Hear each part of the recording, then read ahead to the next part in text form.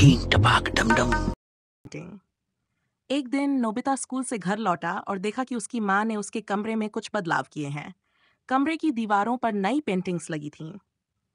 एक पेंटिंग खासतौर पर नोबिता का ध्यान आकर्षित कर रही थी। ये एक पुरानी रहस्यमयी पेंटिंग थी जिसमें एक सुंदर जंगल और एक पुराना महल था।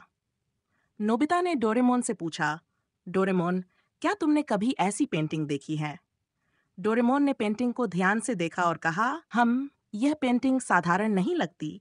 मुझे लगता है कि इसके पीछे कुछ रहस्य है।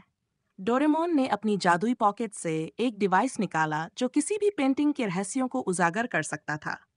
उसने डिवाइस को पेंटिंग पर रखा और पेंटिंग चमकने लगी। अचानक पेंटिंग के अंदर से एक दरवाजा खुल गया। नोबिता और डोरेमोन ने दरवाजे के अंदर झांक कर देखा और पाया कि वे पेंटिंग के अंदर जा सकते हैं। दोनों ने दरवाजे के अंदर कदम रखा और खुद को एक जादुई जंगल में पाया। वहां के पेड़, फूल और पक्षी सभी चमक रहे थे और जादुई संगीत बज रहा था। नोबिता और डोरेमोन ने जंगल के अंदर चलना शुरू किया और थोड़ी देर में वे उस महल तक पहुंच गए जो पेंटिंग में था। महल के अंदर पहुंचकर उन्होंने देखा कि वहां एक दुष्ट जादूगर रहता था जिसने उस जादुई दुनिया को अपने कब्जे में ले रखा था। जादूगर ने नोबिता और डोरेमोन को देखा और कहा, कौन हो तुम लोग? यहाँ कैसे आए? डोरेमोन ने बहादुरी से कहा, हम इस दुनिया को तुम्हारे चंगुल से आजाद कराने आए हैं। जादूगर ने हंसते हुए कहा, यह इतना आसान नहीं है। अगर तुम मुझे हरा सको तो ये दुनिया तुम्हारी होगी। डोरेमोन ने अपनी पॉकेट से एक जादुई तलवार निकाली और नोबिता को दी। नोबिता ने हिम्मत जुटाई और जादूगर से लड़ने लगा। लड़ाई बहुत कठिन थी, लेकिन नोबिता ने अपने साहस और डोरेमोन की मदद से जादूगर को हरा दिया।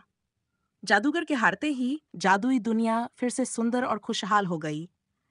सभी जीव जंतु और परियां नोबिता और डोरेमोन को धन्यवाद देने लगीं। उन्होंने कहा, तुमने हमें दुष्ट जादूगर से आजाद कर दिया। अब हम फिर से खुशी खुशी रह सकेंगे।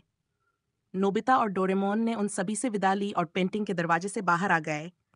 जब वे अपने कमरे में वापस आए तो नोबिता ने डोरेमोन से कहा, डोरेमोन, आज का दिन वाकई अद्भुत था।